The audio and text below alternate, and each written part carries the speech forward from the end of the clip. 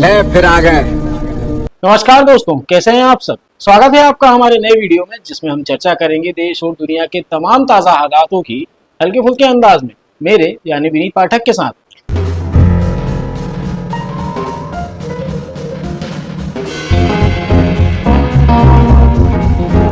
तो चलिए बात करते हैं सबसे पहले हाल ही में मध्य प्रदेश में हुए राज्यसभा चुनाव की। राज्यसभा की 3 सीटों पर चुनाव होने थे और मध्य प्रदेश विधानसभा में विधायकों की जो संख्या थी उसके मुताबिक 2 सीटें बीजेपी के खाते में और 1 सीट कांग्रेस के इस खाते में जाना तय थी। लोगों को भी यही लग रहा था, लेकिन बीजेपी ने राज्यसभा की तीसरी सीट के लिए भी अपना उम्मीदवार उतार दिया, जबकि बहुमत से उनके पास 10 वोट कम थे। पहले तो लोगों को ये बीजेपी का ओवर कॉन्फिडेंस लगा, लेकिन फिर खबर आई कि मध्य प्रदेश में एक बार फिर से ऑपरेशन लोटस वाला गंदा खेल दोहराया जाने वाला है। इसको लेकर कांग्रेस भी सतर्क हो गई और अपने विधायकों की बाड़ेबंदी भी शुरू कर दी। बाकायदा चार्टर्ड प्लेन बुलाया गया और कांग्रेस ने अपने विधायकों को भोपाल से बेंगलोर शिफ्ट करने की तैयारी भी कर ली। उधर बीजेपी ने कांग्रेस के विधायकों को क्रॉस वोटिंग करने के लिए 5-5 करोड़ का ऑफर भी दे दिया था। क्या किए गए हो आप? लेकिन इसी बीच बीजेपी के रिटर्निंग ऑफिसर ने कांग्रेस उम्मीदवार का नामांकन निरस्त कर पूरा खेला ही पलट दिया। तब जाकर लोगों को बीजेपी के ओवर कॉन्फिडेंस की असली वजह समझ आई। वो कहते हैं ना, जब चुनाव आयोग जब सैया हुआ है कोतवाल, तो फिर डर काहे का। तू समझा? हाँ। नहीं, तू समझा नहीं। सर, ये पूरा खेला होने के बाद कांग्रेस के तमाम बड़े नेता चुनाव आयोग के दफ्तर के सामने धरने पर बैठ गए। दूसरी तरफ चुनाव के कार्यकर्ताओं ने दरवाजे पर ताला लगा पिछली गली से निकलना ही ठीक समझा।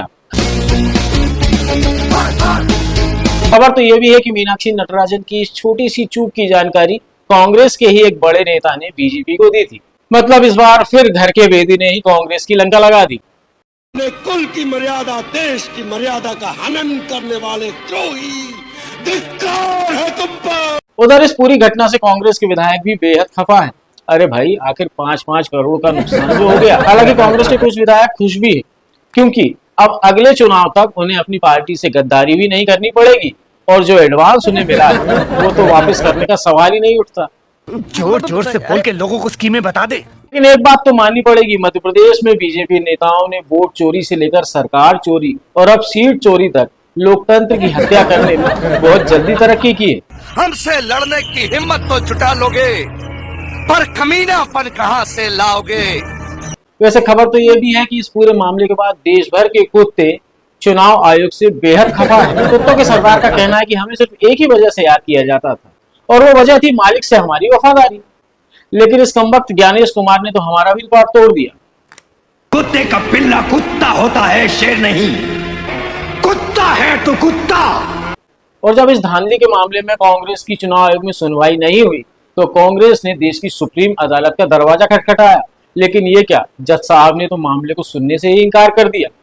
अरे भाई, जज साहब को भी तो रिटायरमेंट के बाद किसी राज्य का राज्यपाल या राज्यसभा का सदस्य बनना है। ये डर होना चाहिए, डर होना चाहिए। खैर वो सब छोड़िए, खुशी की बात यह है कि हमारे साहब को प्रधानमंत्री बने पूरे 12 साल हो चुके हैं और इस ऐतिहासिक मौके पर केंद्र सरकार के तमाम मंत्री पूरे देश में घूम घूम कर पिछले 12 साल में हुई देश की दुर्गति को विकास का नाम देकर प्रचार कर रहे हैं।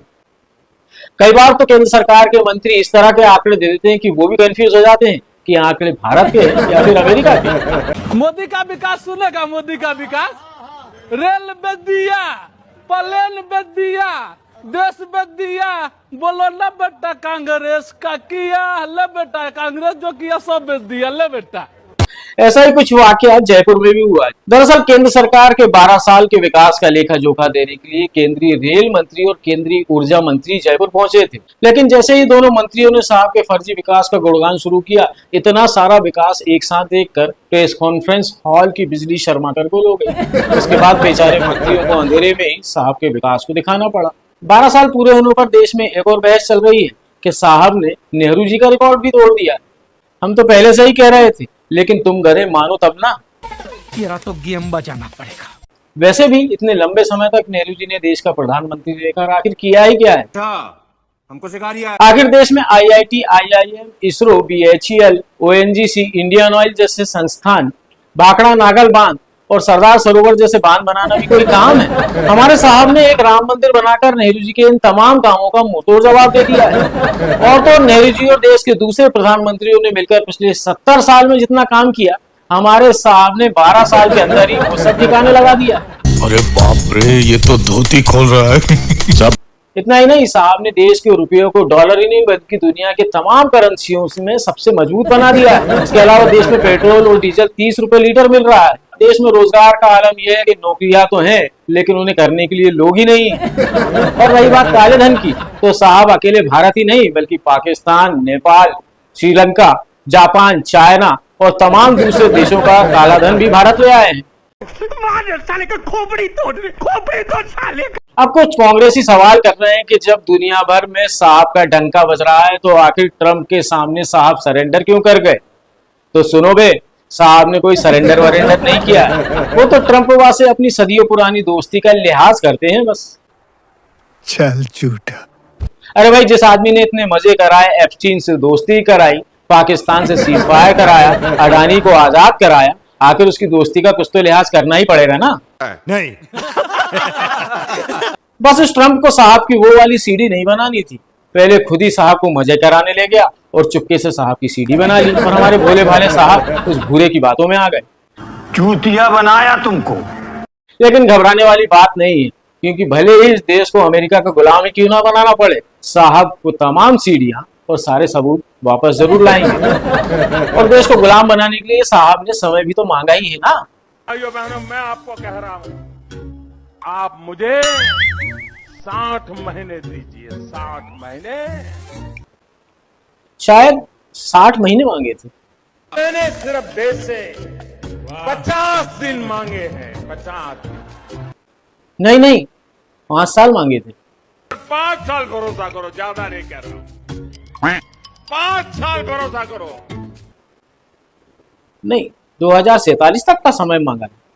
2035 तक मैं ये राष्ट्रीय सुरक्षा कवच का विस्तार। अरे मुझे चक्कर आने लग गया अब। खैर, खुशी की बात यह है कि साहब के 12 साल पूरे होने का जश्न देश का एक एक आम नागरिक भी मना रहा है। यकीन नहीं आता तो खुद देख लीजिए। 12 साल में 142 करोड़ आवाम के इसने 12 बजा दिए हैं नरेंद्र मोदी ने। हाथ जोड़ के ऊपर वाले से विनती है, इसको कहीं ठिकाने लगाओ, क्योंकि देश बहुत मुसीबत में पड़ चुका है। देश को कंगाल बनाया जा रहा है, आरबीआई को खाली कर दिया गया। उन सवर्णों को ही इसने उपेक्षित किया और general OBC, BC, SC, ST के नाम पे इसने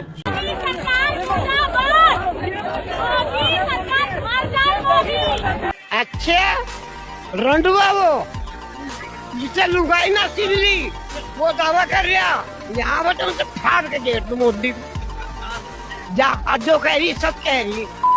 पुलिस वाले भी ले जाकर देखो, एक रोटी यहाँ खाओ, एक वे खा लेंगे। हम नहीं डरते। कहाँ का मुद्दा, बच्चे की नौकरी, बच्चों के सिर के बाल उतर गए, बुढ़े हो गए, उनकी नौकरी निकल, उनके बच्चे होंगे तो शादी होगी। मोदी तो गाली दे रही, मोदी दूंगी, क्या करेगा मेरा। अरे अम्मा बस भी करो, कहीं आपका ब्लड प्रेशर ना बढ़ जाए। और वैसे भी बुजुर्गों के बातों का आखिर क्या ही बुरा मानना। लेकिन इस देश के बच्चे साहब को डोरेमोन से भी ज्यादा प्यार करते हैं। देखिए, गली गली में शोर है, भारत का प्रधानमंत्री वोट चोर है। चाय पीकर जिसके हाथ में जूठा कप देना था, उसके हाथ में तो आप लोगों ने देश दे दिया। अब बोलते हो विकास चाहिए। अभी एक चौंकाने वाली खबर आई कि राम मंदिर के चढ़ावे में से करीब 200 करोड़ रुपए की चोरी हो गई है। लेकिन सवाल यह है कि जब यूपी में योगी और देश में मोदी का शासन है, तो आखिर राम मंदिर में चोरी हो कैसे गई? Good question, you are a good question. और वो पैसा आखिर गया कहाँ?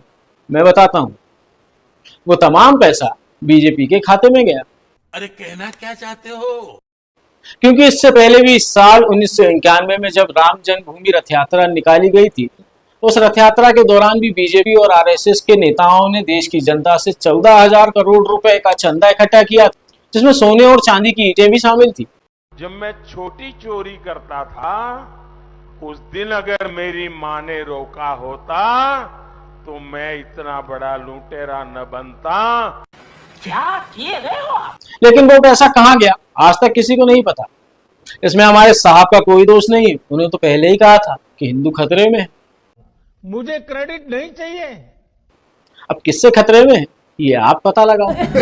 उधर एक और खबर आई कि ज्योतिष पीठ के जगत गुरु शंकराचार्य स्वामी अभिमुक्तेश्वरानंद जी पर लगाए गए तमाम आरोप फर्जी और झूठे हैं, और इस बात का खुलासा आरोप लगाने वाले हिस्ट्री शीटर आशुतोष महाराज ने ही किया है। आशुतोष ब्रह्मचारी ने जो वीडियो जारी किया उसके मुताबिक इस पूरी साजिश में बीजेपी नेताओं के साथ साथ बीजेपी का दलाल और फर्जी जगत गुरु राम अभद्राचार्य भी शामिल है। हाँ, वही अंधा जो धार्मिक मंचों से बीजेपी के लिए खुलेआम वोट मांगता है। राम भद्राचार्य भाजपा के एजेंट हैं भाजपा के, और थोड़ा मॉडिफाई कर दें, भाजपा के दलाल हैं। आशुतोष ब्रह्मचारी ने यह भी खुलासा किया कि कैसे उन पर इन तमाम लोगों ने जगतगुरु शंकराचार्य स्वामी अभिमुक्तेश्वरानंद सरस्वती के ऊपर फर्जी मुकदमा लगाने का दबाव बनाया था। पहले अभिमुक्तेश्वरानंद सरस्वती पर मुकदमा लिखवाने का दबाव रामचंद्र दास ने मुझ पर बनाया। अब मुकदमा वापसी का दबाव बनाने के लिए षड्यंत्र रचा जा रहा है। क्या खेल खेला जा रहा है? क्योंकि ना तो जगतगुरु शंकराचार्य बीजेपी के लिए वोट मांगते हैं और ना ही हिंदुत्व विरोधी कामों में बीजेपी का समर्थन करते हैं। जगतगुरु अभिमुक्तेश्वरानंद सरस्वती जी ने अधूरे राम मंदिर की प्राण प्रतिष्ठा में जाने से मना कर दिया था, जिससे बीजेपी की पोल खुल गई थी। इसके अलावा चाहे गंगा नदी को दूषित करने की बात या फिर वाराणसी में सदियों पुराने हिंदू मंदिर तोड़ने की बात हो, इन तमाम चीजों में बीजेपी की पोल शंकराचार्य जी ने ही खोली है। और तो और चुनाव में गाय को गाय माता कहकर पूजने वाली बीजेपी असलियत में गाय का कत्ल कर उसका बीफ विदेशों में एक्सपोर्ट कर रही है और गाय के हत्यारों से करोड़ों का चंदा ले रही है। इस बात का खुलासा भी जगत गुरु शंकराचार्य ने ही किया, जिसके बाद से वो बीजेपी के कट्टर दुश्मन बन गए। गौ हत्या का मुद्दा उठाने पर भाजपा हमसे कागज मांग रही है और यही कारण है कि उनसे बदला लेने के लिए उन पर फर्जी केस लगाए गए थे, लेकिन वक्त के साथ इन तमाम आरोपों की भी पोल खुल गई। अब समझ में आया बीजेपी के राज में हिंदुत्व खतरे में क्यों है। तो साला ये दुख का खत्म नहीं होता बे। उधर दूसरी तरफ नीट पेपर लीक का विरोध कर रहे खान सर के पीछे भी पुलिस लग गई है। आखिर क्यों ना हो भाई, खान सर से बड़ा देशद्रोही कोई है भी नहीं, जो देश के गरीब बच्चों को बिना फीस के पढ़ाए और तो और गरीबों के लिए मल्टी स्पेशलिटी हॉस्पिटल भी खोल दे, जिसमें बड़ी बड़ी बीमारियों का इलाज काफी कम पैसों में होता है।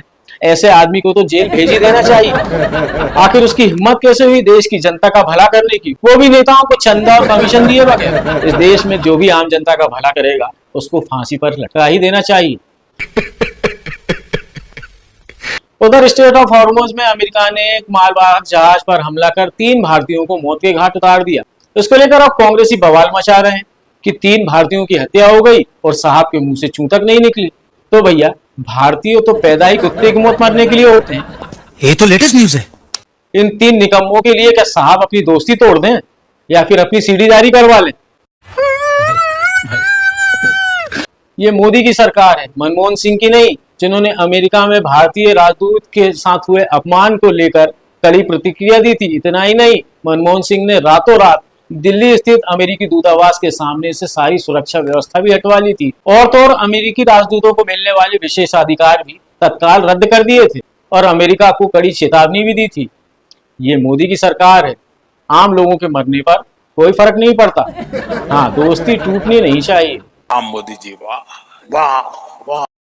लेकिन भाई साहब, इतना कुछ होने के बाद भी इस देश की जनता को घंटा फर्क नहीं पड़ता। सचमुच सलाम है। उसने कहा कि वो चाय बेचता था, देखा किसी ने नहीं, लेकिन सब मान गए। आज वो खुलेआम देश बेच रहा है, सब देख रहे हैं, लेकिन मानता कोई नहीं। तो लेने के देने पड़ गए। आज के वीडियो में बस इतना ही। अगर आपको ये वीडियो अच्छा लगा हो तो इसे लाइक शेयर जरूर कीजिएगा और साथ ही साथ अभी तक अगर आपने इसे सब्सक्राइब नहीं किया है तो जल्दी से जाकर सब्सक्राइब भी कर लीजिएगा। अगली वीडियो में एक बार फिर देश और दुनिया के ताजा हालातों पर चर्चा करेंगे, हल्के फुल्के अंदाज में, मेरे यानी विनीत पाठक के साथ।